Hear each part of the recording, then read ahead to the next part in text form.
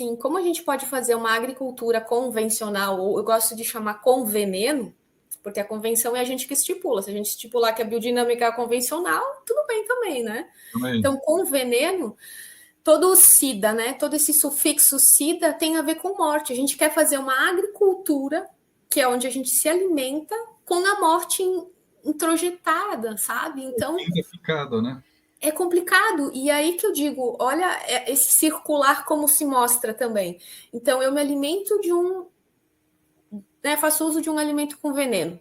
O que eu estou levando para dentro do meu organismo? A morte. Como eu posso estimular o meu pensar vivo se eu, o tempo inteiro eu estou com estímulos de morte, seja externos, com notícias, com um monte de coisas que a gente tem no nosso dia a dia, né? Então, nesse aspecto, quando a gente fala, o alimento biodinâmico ele tem uma vitalidade, ele tem algo que nos propicia, que é condigno ao ser humano, ao desenvolvimento humano, não é a É, campanha de marketing.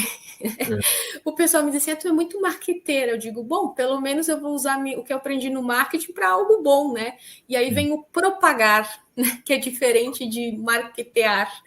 Então sim. a gente só propaga se é um ideal. Então eu acho que sim, eu vou sempre propagar aquilo que eu acho que vale a pena, né? Sim. Mas eu acho que isso é legal, né, Marco, da economia, o consumidor saber que ele tem esse poder de escolher o que se alimentar e saber que esse alimento, né? E aqui de novo, essa coisa do barato ou caro, a gente cai no âmbito do preço. Mas se a gente pensar um pouquinho maior e pensar a questão de valor, a gente não está botando preço, é a vida do agricultor que está lá trabalhando, né? De seres que estão ali se doando o tempo todo para que isso funcione. Então a gente tem que realmente começar a pensar um pouquinho maior. E eu sempre digo, então faz o teste, fica uma semana se alimentando com um produto limpo e me conta o que que tu sente, o que que passa Perfeito, na tua cabeça esse mês, anota os pensamentos que estão te vindo, porque daí perfeito. é ser um cientista, né? É você tá fazendo a ciência com você mesmo, né? Que é o que eu faço um pouquinho aqui em casa. É esse o caminho, é esse, não tem que acreditar em nada. Você faz e vivencia, né? Pode vir, por exemplo, alguém dizer assim: o céu no Japão é azul. Bom, a gente hoje não precisa ir para o Japão para ver que o céu é azul, mas né, é uma afirmação assim distante. Bom, mas é só eu ir lá se for algo que eu não conheço ainda, né? E ciência é isso, é você se ver a veracidade, você procura a verdade naquilo, né? E isso é ponto de partida da ciência espiritual.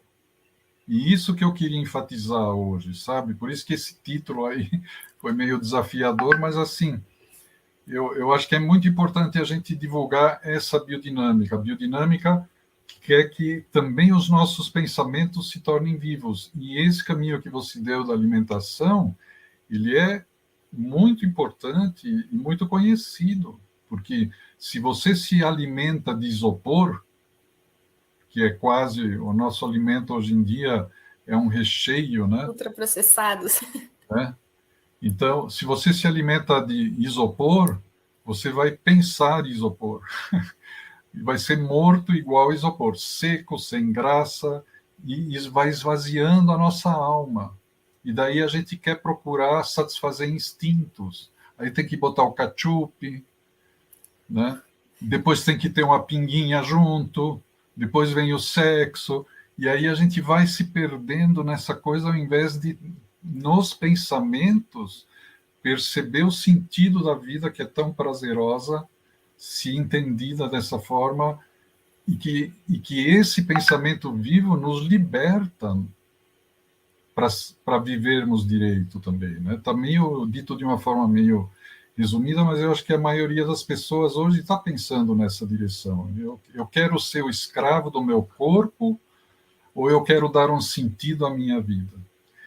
E começa com a alimentação.